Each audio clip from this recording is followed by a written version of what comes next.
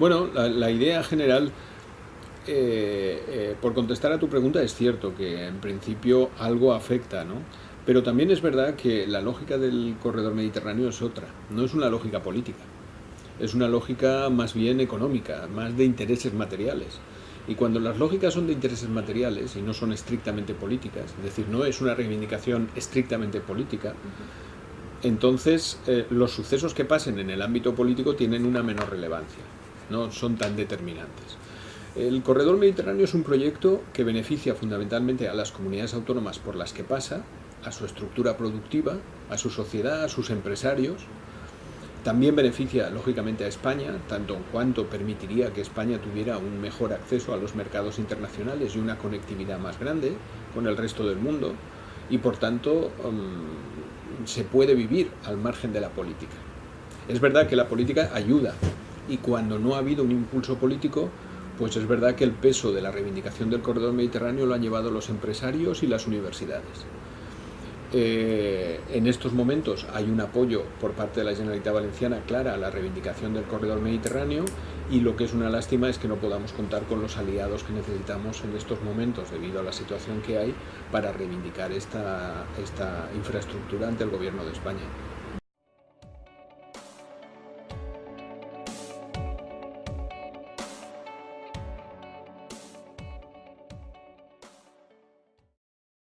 Hay un límite clarísimo que es 2030. Europa obliga a que el 2030 el corredor mediterráneo esté hecho. Y si no lo está, pedirá y reclamará al Estado español por incumplimiento. Porque esto es una directiva europea de obligatorio cumplimiento, no hay posibilidad de discusión. En el año 2030 debería estar en funcionamiento el corredor mediterráneo con los estándares que marca Europa, que no son los que estamos haciendo ahora. Ahora se está como parcheando el corredor mediterráneo. Parcheando quiere decir, estamos haciendo el tercer hilo, o el Ministerio está haciendo el tercer hilo, que es una adaptación del ancho español al ancho internacional, colocando una vía en medio. Es decir, se están haciendo estos parches, si me permites un poco la expresión, que lo que harán es que un tren sí que pueda circular en ancho internacional, llegando incluso hasta el corazón de Europa. Pero esto no dejará de ser un parche, porque se necesita una infraestructura en condiciones. ¿Cómo está ahora? Yo creo que podría acelerarse más, sinceramente. Yo creo que la gran apuesta estratégica del gobierno de España debía ser el corredor mediterráneo, por muchos motivos, incluidos los motivos políticos. Tú al principio me hacías un poco la referencia de si el problema catalán no iba en contra del corredor mediterráneo. Yo creo que debería ir a favor. Es decir, se debería contestar a una insatisfacción por parte de Cataluña con, evidentemente, proyectos que integren más a Cataluña en el mapa español y en el mapa europeo. Y el corredor mediterráneo lo podría ser. Por tanto, en este caso, yo creo que es un proyecto que podría ir mucho más rápido, que podría verse con más interés por parte del Estado. Yo creo que hay una gran distancia todavía entre lo que el Estado, el Ministerio de Fomento está haciendo y lo que podría hacer sobre el corredor mediterráneo. ¿Por qué no va tan rápido como yo creo que va? Pues porque no se ha replanteado que el modelo de infraestructuras en España debe cambiar. Nunca se ha invertido tanto dinero en España en infraestructuras como en estos últimos años, y sin embargo tenemos todavía pendientes infraestructuras estratégicas como el corredor mediterráneo. ¿Cómo es posible? Pues porque evidentemente ha primado una visión radial de las infraestructuras en España, en la que el kilómetro cero era Madrid y de allí debía partir y por allí debe pasar todas las infraestructuras. Hasta que no cambie esa mentalidad de la radialidad a una transversalidad de la red, las cosas seguirán yendo demasiado lentas.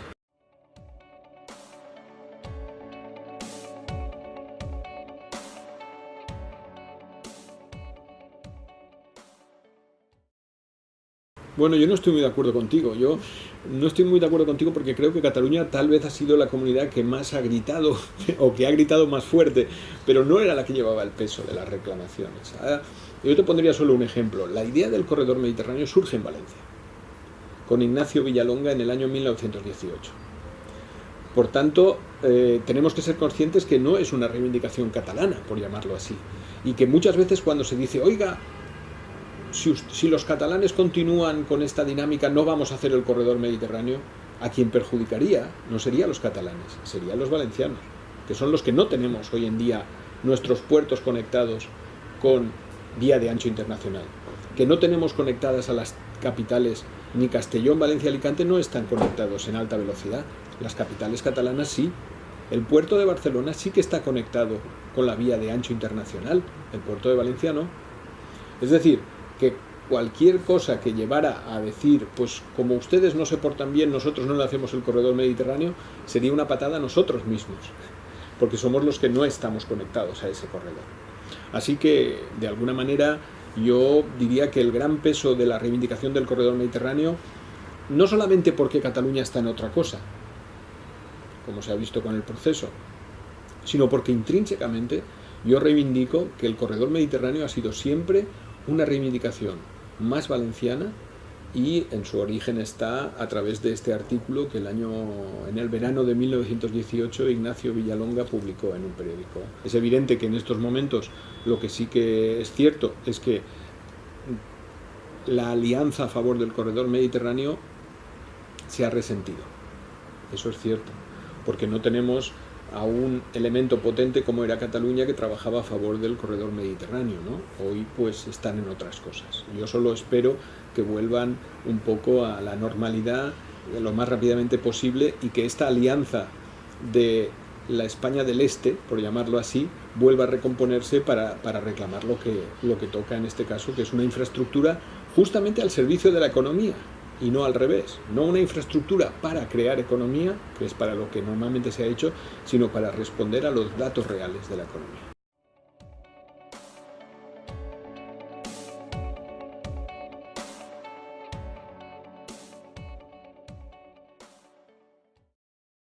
Con la Generalitat catalana, desgraciadamente, no se han interrumpido los contactos. Se han interrumpido porque, lógicamente, en estos momentos no hay un conseller de Obras Públicas, mejor dicho, el antiguo conseller dramáticamente está en prisión, es Josep Rull, lo que nos da mucha pena, porque es una situación realmente humanamente devastadora, pero la situación es que no tenemos una interlocución directa, porque hay que reconocer que a través del 155 en estos momentos el interlocutor político es el Ministerio de Fomento.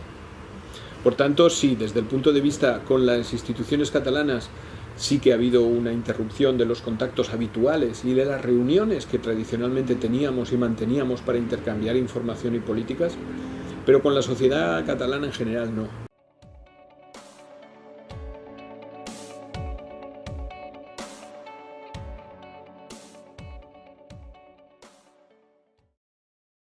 Por parte de los empresarios es el mismo. Por parte de los políticos, lógicamente, digamos, no ha podido ser el mismo, porque los procesos son los procesos que hay, y un 155 altera la jerarquía política en una administración, y por tanto ya no está en manos de los políticos catalanes algunas decisiones estratégicas, sobre todo de carácter político. Pero yo creo que en la sociedad catalana, por ejemplo en los empresarios, por ejemplo en la prensa catalana, especialmente en La Vanguardia, por ejemplo, hay un gran interés por desarrollar esta idea, porque efectivamente es una idea de futuro. En las universidades, en la sociedad civil, el tema del corredor mediterráneo en Cataluña sigue siendo de primera magnitud. Y yo diría, si me permites, que independientemente de los procesos que Cataluña como entidad, digamos, soberana puede decidir, y su población no le voy a decir lo que tiene que hacer, podría, si hipotéticamente así lo decide la mayoría de Cataluña, optar por unas trayectorias políticas, pero sin perder de vista otras dinámicas como estas, que independientemente de quién gobierne en Cataluña, van a ser favorables para Cataluña, como es el caso del corredor mediterráneo, por ejemplo.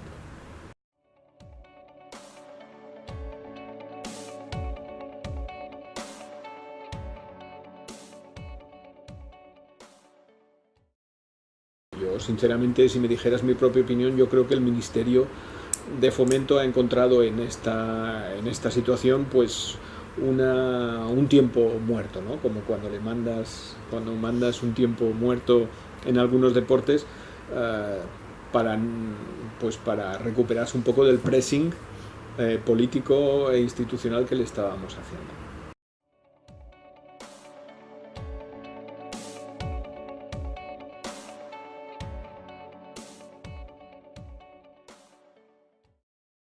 Yo creo que sí, sinceramente sí. Yo creo que las aguas volverán a su cauce. Deberíamos tomar ahora las cosas con mucha calma, no atizar el fuego, no poner más leña en la hoguera. Yo creo que es un momento de tranquilidad, es un momento de reflexión, es un momento de parar máquinas, de tomar una cierta perspectiva y de mantener vivos aquellos elementos que un día, más pronto o más tarde, volverán a ser el eje de las reivindicaciones de las sociedades.